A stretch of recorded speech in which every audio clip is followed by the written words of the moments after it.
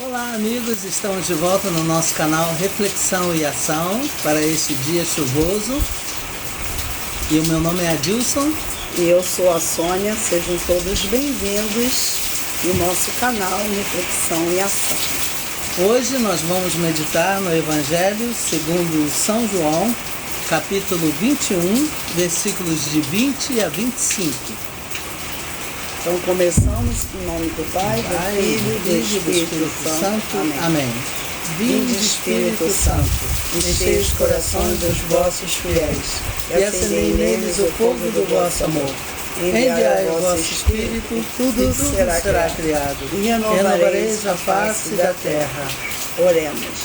Ó Deus, que instruíste os corações dos vossos fiéis com a luz do Espírito Santo, fazei que apreciemos retamente todas as coisas, segundo o mesmo Espírito, e gozemos sempre de sua consolação. Por Cristo Senhor nosso. Amém. Evangelho de Nosso Senhor Jesus Cristo segundo São João. Glória a vós, Senhor.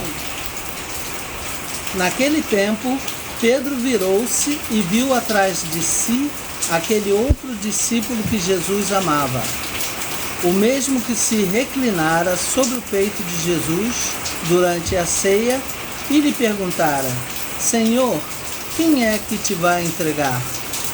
Quando Pedro viu aquele discípulo, perguntou a Jesus: Senhor, o que vai ser deste? Jesus respondeu: Se eu quero que ele permaneça até que eu venha, o que te importa isso? Tu segue-me.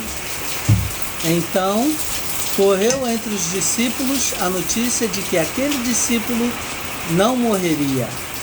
Jesus não disse que ele não morreria, mas apenas: se eu quero que ele permaneça até que eu venha, que te importa? Este é o discípulo que dá testemunho dessas coisas e que as escreveu, e sabemos que o seu testemunho é verdadeiro. Jesus fez ainda muitas outras coisas, mas, se fossem escritas todas, penso que não caberiam no mundo os livros que deveriam ser escritos. Palavra da salvação. Glória a vós, Senhor.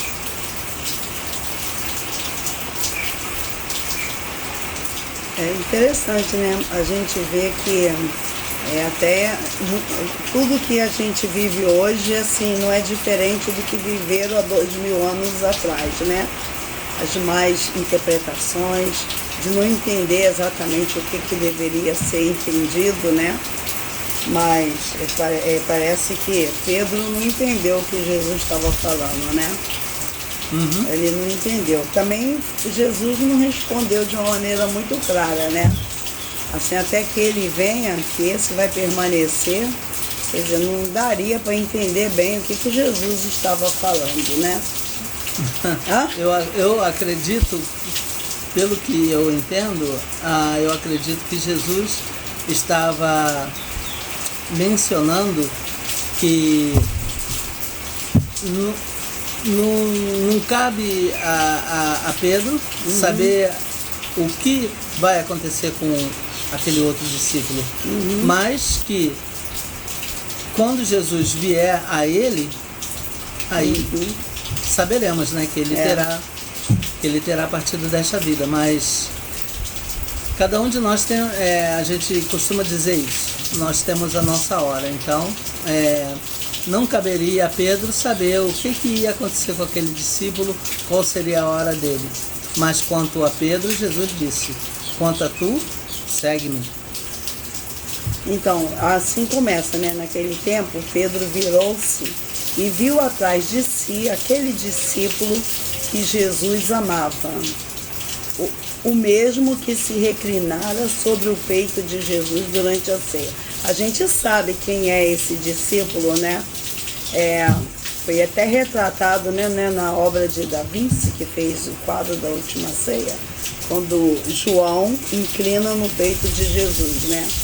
Então diz que Jesus tinha um amor muito grande por João, né? Dá para notar que João foi um discípulo muito carinhoso, né? E João foi o discípulo mais jovem entre os apóstolos. Ele era o mais jovem e foi o que viveu mais anos, né? Também. Foi o que a gente sabe que ele não morreu mártir. Embora sabemos que ele foi jogado no caldeirão de água fervente, caldeirão de óleo fervente, né? Mas nada aconteceu com ele, foi preso, morreu de velhice, né? Uhum. E foi a João que Jesus entregou a sua mãe, né? Que diz no Evangelho, João estava no pé da cruz com Maria, quando Jesus falou, filho, eis aí a tua mãe, mãe, eis aí o teu filho, e João levou Maria para sua casa e cuidou dela até. Desde esse dia. Desde esse dia. Então, assim, João, ele, como os outros correram, fugiram, mas João ficou ali, né? Uhum. Todo o tempo com Jesus, né? Tanto que estava aos pés da cruz com Jesus. E quando Pedro viu aquele discípulo, perguntou ao Senhor, o que vai ser deste? Quer dizer, vai ver que Pedro já devia perceber, né, que João tinha um chamego muito grande por Jesus, né? Uhum. Talvez o fato dele ser pequeno, nós não sabemos. Talvez o fato dele ser o mais jovem é que ele era aquele mais carinhoso, que tinha mais atenção, né? Pelo Evangelho nós sabemos que Jesus tinha um carinho muito especial por João. Aí, o que vai ser deste? Jesus respondeu, se eu quero que ele permaneça até que eu venha, falta isso. Então, aí quando Jesus está falando até que eu venha, o que importa é isso? Então correu entre os discípulos a notícia que aquele discípulo não morreria. Bom, eles pensaram que João não ia morrer. Quer dizer, até Jesus voltar na sua segunda vinda, né? Estaria vivo até hoje aí, ó. Estaria vivo até hoje. Então ele não morreria. É muito rumor, né? Um boato, né? Um rumor, né? Uhum. Na verdade, foi o que viveu muitos anos mesmo, né? Uhum. Mas não está aí até hoje, não. Este é o discípulo que dá testemunho dessas coisas e que as escreveu. Porque ele foi um testemunha que a gente fala ocular, né? Ele viu tudo, né? O que ele escreveu. Ele participou da intimidade com Jesus, né? E os apóstolos ali durante aqueles 3 anos. E o seu testemunho é verdadeiro. Jesus fez ainda outras coisas, mas se fossem escritas todas, penso que não caberia no mundo os livros que deveriam ser escritos. Daí que a gente diz que nem tudo que Jesus fez está na Bíblia, porque nem tudo que ele fez foi escrito. Por isso que nós acreditamos que além da Bíblia existe a tradição. Nem tudo que Jesus fez, nem tudo que Jesus falou, né? Exatamente. Porque foram muitas coisas. E quer dizer, o tempo que depois, mais tarde, quando eles vieram a escrever o Novo Testamento, né? Que foram escritos muitos anos mais tarde, quer dizer, escrito pelo que lembravam, né? Pelo que o Espírito Santo inspirava eles, né? Escreveram por memória e pelo Espírito Santo. Então a gente sabe assim que existe o evangelho que é chamado de apócrifos, né? Esses são evangelhos que foram encontrados depois que a igreja decidiu quais os livros que estariam na Bíblia, né? E tem muitas coisas assim, também muitas fantasias, né? Tem muitas coisas fantasiosas nesses evangelhos encontrados depois. Por isso que foi importante para a igreja analisar cada livro para saber qual aquele que realmente estaria dentro do parâmetro da verdade e aqueles que apenas eram mais fantasiosos e que contavam coisas que realmente não aconteceram. Coisas que não são tão importantes, né? Agora, é bem interessante, né? Que chama de canon, né? No canon, né? Quer dizer, os livros que fazem parte desse canon que foi decidido. Eu acredito que muitíssimo que o Espírito Santo ajudou nisso. Certamente. Porque seria muito difícil, né? para juntar esses livros e saber esse é certo, não é certo. Me lembro que uma vez nós fizemos um estudo sobre a Bíblia e então estava falando sobre que como naquela época não havia cópias e também havia muitos escritos para copiar os livros da Bíblia. A única maneira de reproduzir o livro era escrever tudo novamente, né? Isso é verdade. Nossa, por isso que é muito difícil a interpretação. Por isso que a gente imagina a tarefa que teve São Jerônimo para traduzir a Bíblia para o latim. Que tarefa tremenda que ele teve. Eu imagino. Porque existe muitos... Quando um autor, né? Quando o autor que escreveu a Bíblia, quando ele foi reproduzir a Bíblia, escrever novamente, às vezes você vê alguma coisa, a pessoa muda, né? Muda algum ponto, porque às vezes até a maneira literária que cada um tem de escrever, né? Influencia, né? Por isso é muito complexo. A maneira como a pessoa traduz, às vezes, né? Acaba mudando um pouquinho o sentido da frase. Então, por isso que a interpretação bíblica cabe realmente à igreja, né? Foi a ela que foi entregue essa missão de transmitir, de falar tudo que aprendeu com Jesus. Então, por isso que se cada um de nós católicos saíssemos por aí, dando nossa interpretação da Bíblia, ia causar realmente muitas mal interpretação, muitas más interpretações, né? Certamente, Seria mesmo muito difícil, né? Cabe à igreja interpretar e dizer exatamente o que Jesus quis dizer com isso, né? Sim, porque a ela foi dada essa missão. E então, mas aqui está falando bem claro, tem muitas coisas que Jesus fez que não caberiam em livro nenhum nesse mundo. Então, nem tudo está na Bíblia. Por isso aí é a prova de que a Bíblia não é absoluta, como umas pessoas erroneamente pensam, né? Tudo está na Bíblia, tem muita coisa. Não, eles dizem assim, só o que está na Bíblia é que importa. Só e na realidade, este evangelho aqui já está provando o contrário. Nem tudo que Jesus fez está na Bíblia. E a única igreja que sabe o que realmente aconteceu, que não está na Bíblia, é aquela que vem desde a época dos apóstolos, que no caso é a Igreja Católica. Na verdade, então é isso. Todas as Bíblias usadas no mundo, que as pessoas usam e reusam, é a Bíblia que nós temos, que foi traduzida para a Vulgata, que é para o latim, por São Jerônimo, e foi a igreja que determinou quais eram livros que eram canônicos ou não, que faziam parte do cânon da Bíblia ou não. Exatamente. Né? Cânon, que é regra, né?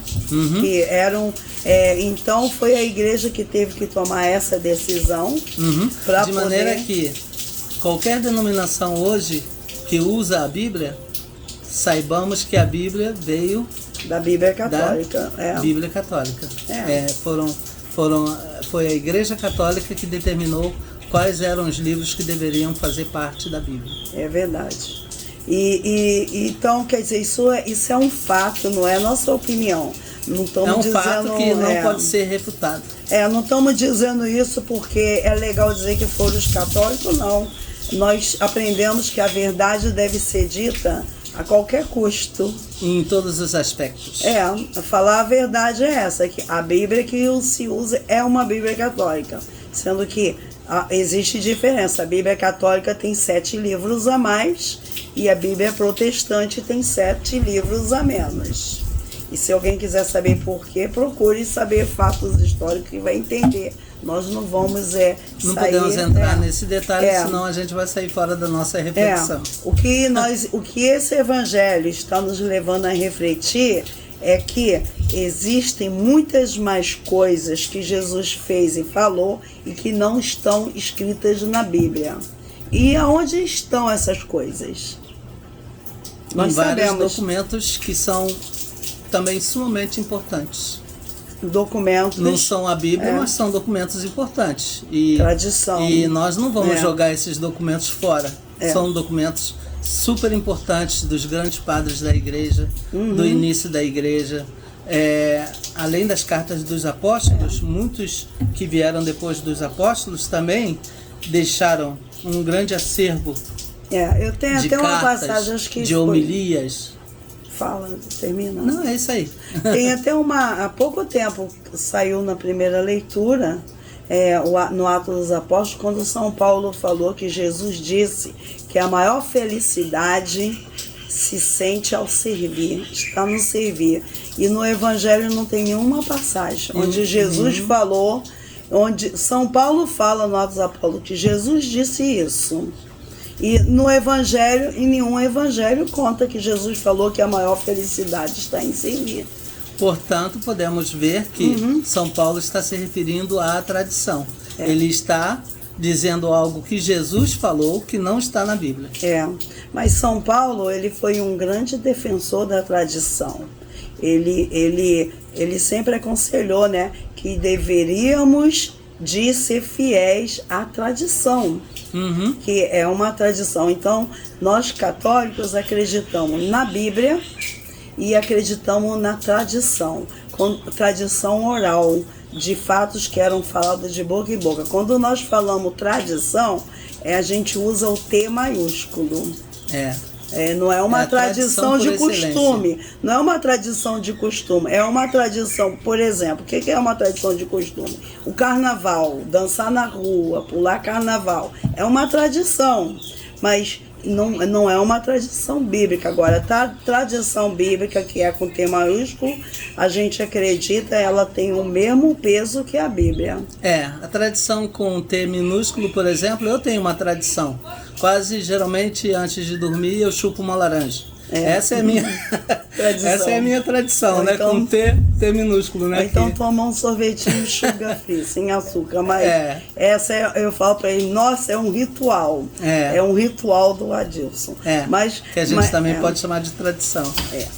Mas hoje... Mas aqui nós estamos tratando da tradição por excelência. Tradição com T maiúsculo, que faz parte da fonte... da fonte do depósito da fé que é guardado pela nossa igreja. Esse versículo aqui, né, onde Jesus, o 23, no final do 23, que Jesus não disse que ele não morreria, mas apenas, se eu quero que ele permaneça até que eu venha, o que importa? Então dá uma impressão que Jesus foi duro, né? Que deu uma mal resposta.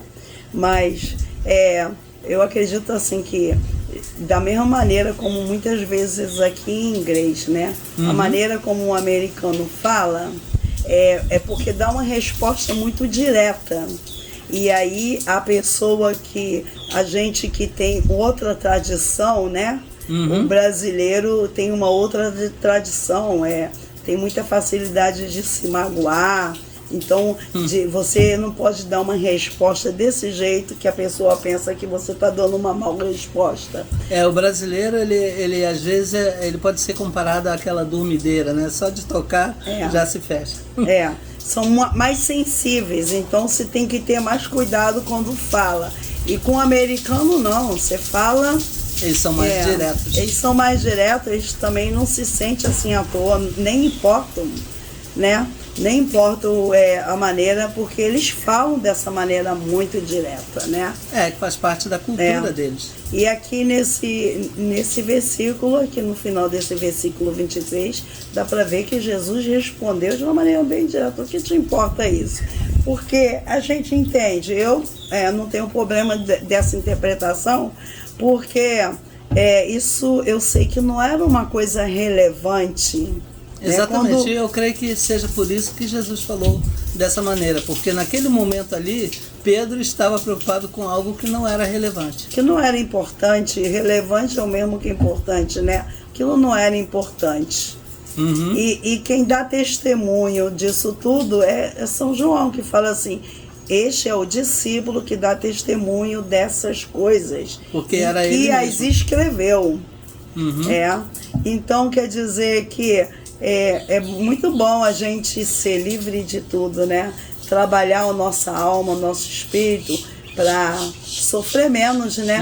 Com as respostas que alguém pode vir dar. A verdade vos libertará. Às vezes assim, não ficar, a gente ficar ofendido tão facilmente, né? Isso é uma outra coisa que eu estou aprendendo e esse evangelho está ensinando pra gente, né? Não devemos de se ofender tão facilmente, né? Devemos de viver assim de uma maneira livre, né? Jesus, afinal de contas, veio libertar a gente, não só salvar a nossa alma, mas também salvar a maneira como nós vivemos nesse mundo, como vemos as coisas, né? A maneira como eu vejo.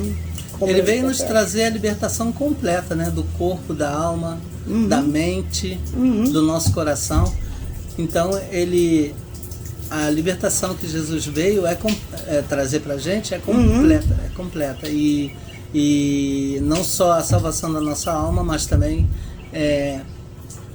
nos libertar, né, às vezes de maus costumes que a gente pode ter ao longo da nossa vida, alimentado na nossa vida, né, no nosso dia a dia. Ele veio nos libertar desses maus costumes, ele veio nos libertar de qualquer coisa que prende, que restringe a nossa vocação de viver bem, né, nesta vida. Você sabe uma coisa que eu sempre pensei quando eu li esse evangelho e soube, né, que João se inclinou, né, no peito de Jesus. E eu penso assim que se ele já era uma pessoa carinhosa, acredito que chegar próximo do coração de Jesus deve ter enchido ele de amor, né? Mais ainda. Porque você sabe, se lembra que a gente já teve experiência, né? De ter uma pessoa bem santa com a gente, né? E eu me lembro que quando a gente ia fazer uma oração de mão dada, quando dava a mão pro Frei Luciano, nossa, eu sentia uma coisa diferente, né? Energia, né? Uma energia, né? E você se lembra daquela mulher que sofreu muitos anos, 12 anos de hemorragia, que só encostar em Jesus ela foi curada. E Jesus falou, quem me tocou? Saiu uma energia de mim, né? Se de Jesus sair energia, eu acredito que essa inclinação de João, eu sempre pensei nisso, deve ter feito ele ter mais amor ainda, né? Certamente. Ele deve ter ficado... Por isso, assim, tu vê que ele foi escolhido para cuidar da mãe do Senhor, né? Ele foi o escolhido para cuidar dela. E... quer dizer, Jesus a confiou a alguém que ele sabia que amava muito, né? Não foi por acaso também que Jesus o escolheu para cuidar da mãe dele depois que Jesus partisse. Bom, tudo isso, né? Acho que qualquer um que lê esse evangelho dá para aprofundar nele, mergulhar nele e descobrir tudo isso, né? E descobrir até mais coisas que nós não descobrimos agora nesse momento, né? Porque o evangelho, ele é interessante, né? Eu sei o que eu tô lembrando, o que ele tá me fazendo sentir, entender nesse momento. Mas eu nem saberia dizer, há 1 ano atrás, há 2 anos ou 3, quando eu li esse evangelho, o que eu senti naquele momento, se foi igual o que eu tô sentindo agora, né? É interessante, se a gente for ler amanhã, a gente vai ter outra inspiração, né? E se no ano que vem a gente vier a lê-lo mais uma vez, vão ser outras sensações, vão ser novas lições, novos ensinamentos. Uma fonte inesgotável de água viva. Exato. É a palavra de Deus. Então nós vamos terminar aqui, já chegou a hora, chegou o minuto exato. O que é uma pena, mais uma vez, porque... se fosse por nós, ficaríamos aqui falando horas e horas conversando. Só que depois ninguém vai ter tanto tempo de assistir como, né? Mas a gente vai continuar conversando entre nós, mas não mais diante da câmera, né? Mas fiquem todos com Deus, a paz do Senhor, né? E a gente continua, né, em oração por todas essas necessidades. Aqui mesmo estamos sofrendo um reflexo do furacão que veio do México, passou por aqui como uma tormenta. É o Alex. E esse ano parece que a temporada de furacão que começou 1º de junho, parece que começou quente. Tá? Parece que começou Porque cedo, estão formando muitas tormentas e já tem mais uma vindo por aí. Então desejamos que o furacão não venha causar tantas vítimas fatais, como sempre a gente sabe que causa, né? Que o Senhor tenha misericórdia de todos que estão sofrendo as calamidades, né, desse mundo, além de pandemia, além de necessidades profissionais de trabalho e tudo mais, ainda temos os fatos da natureza, que ninguém pode fazer nada contra, né? Permanecemos firmes na oração. Amém. Que é a única... não é a única maneira, mas é uma das melhores maneiras da gente conseguir vencer todas essas barreiras que a gente enfrenta na nossa vida. Oração, orai sem cessar, como Jesus nos recomenda. Bom, pelo menos a gente sabe que a oração é como um escudo, né? Nos ajuda. Se você não pode mudar uma situação, pelo menos a oração te ajuda como enfrentar. Certamente. O Senhor te dá força de como vencer, né?